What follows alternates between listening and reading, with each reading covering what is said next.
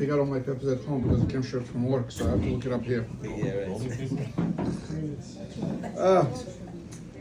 It's interesting to speak about babushka. It's a little complicated. You know, I'm here now because of babushka. I'll tell you why. When I was dating my wife, I was upstate in a camp, and one time we went out. I think it was like Tuesday night, Wednesday night, whatever. So I had to go back to the camp. So babushka goes to me, take this, and she gives me gush gajah. Take this for a trip. You go 2-hour drive. Take it for a trip. I go okay. I always move. So I take 4 gush gajah. She puts it on a plate. She wraps it up nicely. Now I'm driving upstate. It's 4 in the morning. I'm going upstate, Route 17, and upstate when it rains, it's foggy. You can't really see much. So and I'm falling asleep because it's 4 in the morning. I dropped her off at 2 o'clock, so I'm driving up. And I note I have food. So I bent over to get food. So I bent over to get food. What do? You take a wheel, you don't look at the road. You shift a little bit. Guy behind me is flashing me. Go faster, go faster. So I slow down, I move over to the side, guy goes ahead of me. The guy goes ahead of me, all of a sudden I hear a big scratch. Oh my God. This guy hits a deer. And I was in the lane. I moved over because I had to get gush gajah, and this guy wants to go ahead of me. You know, babushka's gush gajah saved my life. I looked over, I see the guy's not Jewish, I continue going. And I'm not gonna stop. If the guy was Jewish, I'll pull over. But I looked over. Why can't you help him? You look like a hippie. We continue. We continue. I felt bad for a deer. I felt bad for a deer. Now, Did he have a rag on his head? He was eating the gosh. He was enjoying the gosh gajah. okay, so now let's get on serious. You know, Rabbi gave a share last week and said something very interesting. We know every single time we mention Beit HaMikdash, we always it's a sad effect on life. What does that mean? Like when somebody gets married, we always say Zechel Mikdash. We break the cup by the chuppah because you have to remember Beit HaMikdash was destroyed, right? When you go to Yerushalayim, you go to Kotel, you have to do kriyah. You have to rip your clothes because it's a sad thing. So a question was asked. Rabbi Mateo Solomon asked a question in 1984. He writes in his essay. He said, how come we celebrate, my mom and my father working in Crown Heights, right? So if you go on Sukkot, there's a party there. Every night there's a party. It's called Simchat Beit HaShoeva. 1,000 people come, they dance till 4 or 5 in the morning. And what's a party? Party is remembrance how they used to draw water from the well to spill water on the Mizbeach. That was the whole party. Not the mitzvah itself of spilling water, getting the water from a well. So it says, why do we celebrate? What's so happy about it? We remember something about Beit HaMikdash, and we're happy? It makes no sense. It should be sad. Because the same story we say in Yom Kippur, you say, whoever saw Simchat Beit HaShoeva, you don't know what kind of simcha he missed. We say in Yom Kippur, it's a sad story, so how come we're happy about it? Why are we happy? So this is when it comes down to babushka. So he gives the answer. Answer goes like this. Imagine, he says in his times, they didn't have WhatsApp, they didn't have what he called, they had telegrams. And people used to buy lottery tickets. In Russia, imagine somebody bought a lottery ticket, right? So I remember when I was a kid, they used to have obligatia. We used to buy obligatia, and once every 6 weeks, they publish a newspaper. We used to look up the number to see if you won something, right? So imagine a guy who won a lottery ticket. He wins a lottery ticket. He gets a telegram and saying, "You won a lottery ticket."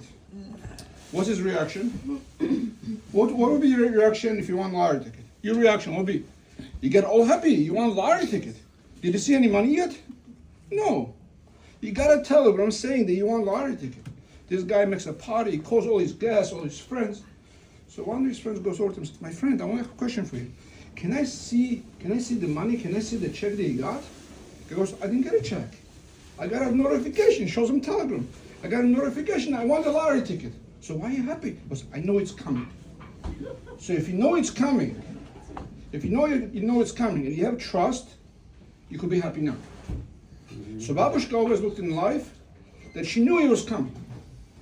And there's a Mishnah in Pirkei Avot that was 2 weeks ago. Shir.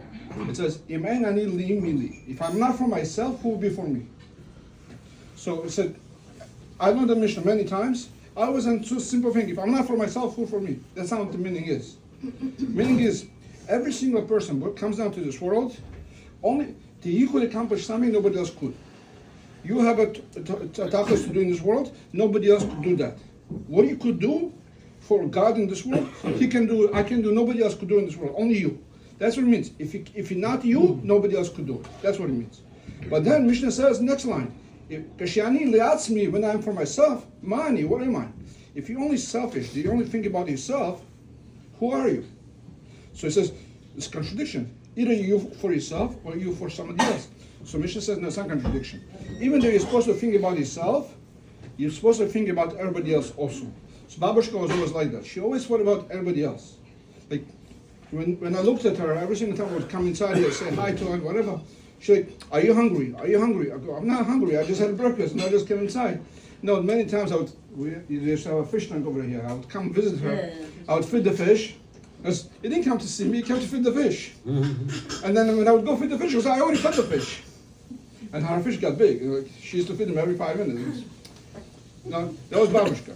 So let me look up at the next line. Hold on. Are you serious? That's 4 pages. What do you want to do? Usually count pages. You want me to give you also something? Oh, stop it. Papa, play the So music. one more thing. It says over here, when Leah left to be, when Rivka left to be married to Yitzchak, it says Laban went out of the house and he gave a bracha to Rivka. So a question was asked. Simchas Michael asks the question: goes, who cares if Laban was the biggest Rasha, came out and gave a bracha to Rivka? Who cares? Why we need to know? We don't. There's no extra words in Torah. Why do we need to know if Laban comes out and gives a bracha to Rivka? So he explains to teach us one thing. When a parent gives a blessing to a child, nobody could compare with that.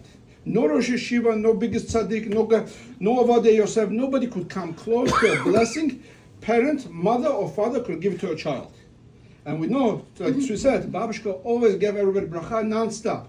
I would walk inside, she had a good day. I would come inside, you had a good day. No, every single time she would give us every blessing. She lived with the blessing. And I remember when you came to see her every single time, like, how's everything? I would bring my kids and I was just going through pictures. Like every single picture was just posted in the group. If you look at Wariko, she's always giving everybody a blessing. It wasn't a holiday and he would come to visit. She would put her hand down on the child.